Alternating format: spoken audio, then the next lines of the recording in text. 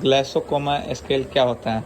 हाँ देखिए, glaucoma scale जो है ये हेड इंजरी को एक्सेस करने का एक स्केल है, ठीक है। जी। इसमें 3 पैरामीटर होता है, आई ओपनिंग, वर्बल रिस्पॉन्स और मोटर रिस्पॉन्स।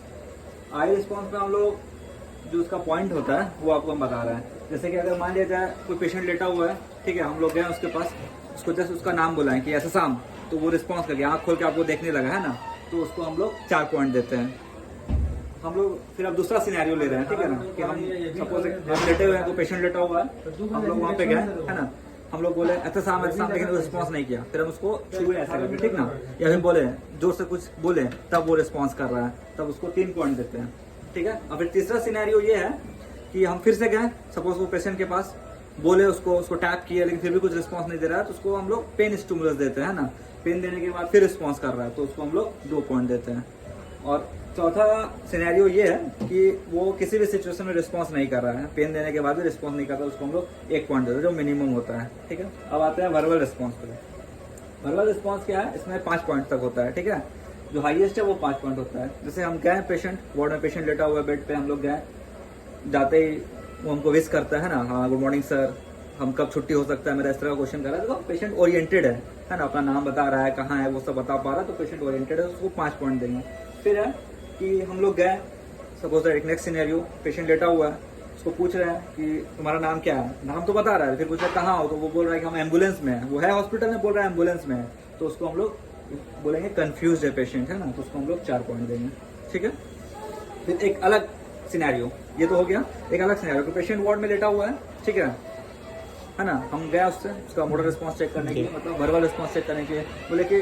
सपोज कि एग्जाम कैसे हो, तो बोल रहा है वो ऐसे हाथ रखा है, मतलब कुछ भी बोल रहा है, नहीं समझे आप, ऐसे कुछ भी ऐसा रिएक्शन दे रहा है, यानी कि वो इनअप्रोप्रिएट वर्ड बोल रहा है ना, अब्यूज कर रहा है, कुछ भी बोल रहा है, तो उसको हम लोग 3 पॉइंट देंगे, ठीक है। अब इसी में वर्बल रिस्पॉन्स में कोई नया सिनेरियो, सपोज कीजिए कि पेशेंट लेटा हुआ है, ठीक है ना, हम गए उसके पास, उसको बोल रहे हैं, उसको पूछ रहे हैं,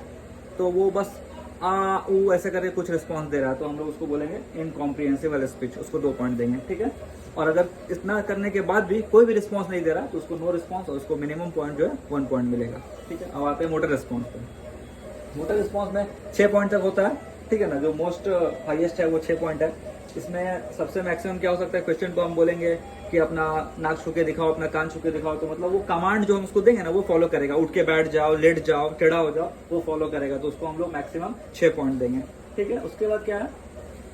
हम पेन देने के बाद एक अलग सिनेरियो क्या है, पेन देने के बाद जैसे कि वो हम जैसे जहाँ पे पेन दे रहे हैं ना, वो वहाँ पे आके आपको हाथ को हटाने की कोशिश करेगा उसी जगह पे जहाँ पे आप पेन दे रहे हैं, तो उसको हम लोग 5 पॉइंट देंगे, ठीक है। अब नया रिस्पॉन्स मतलब अलग सिनेरियो क्या है, यहाँ पे हम लोग पेन दे रहे हैं उसको, लेकिन वो पेन वहाँ पे नहीं ले जा पा रहा है जहाँ पे पेन दे रहे हैं, वो अपना क्या कर रहा है, ऐसे हट जा रहा है, ऐसे करके तो जहाँ पेन दे रहे हैं तो ऐसे हट जा रहा है, नहीं समझा, ऐसे हाथ हटाने की कोशिश कर रहा है, ऐसे हट जा रहा है, तो उसको हम लोग 4 पॉइंट देंगे, विड्रॉ कर रहा है, ठीक है। और अगर मान लिया जाए हम फिर से उसको पेन दे रहे हैं, है ना, जैसे पेन दे रहे हैं तो वो फ्लेक्शन मूवमेंट कर रहा है ना, मोड़ ले रहा है, अपने हाथ को मोड़ ले रहा है या पैर को मोड़ ले रहा है, तो हम लोग उसको 3 पॉइंट देते हैं, ठीक है ना। और जो 2 पॉइंट है कि हम लोग उसको जब पेन देंगे तो वो मोड़ने के फ्लेक्शन के अलावा एक्सटेंशन करेगा, समझ गया ना, वो एक्सटेंड करेगा और करेगा एक्सटेंशन,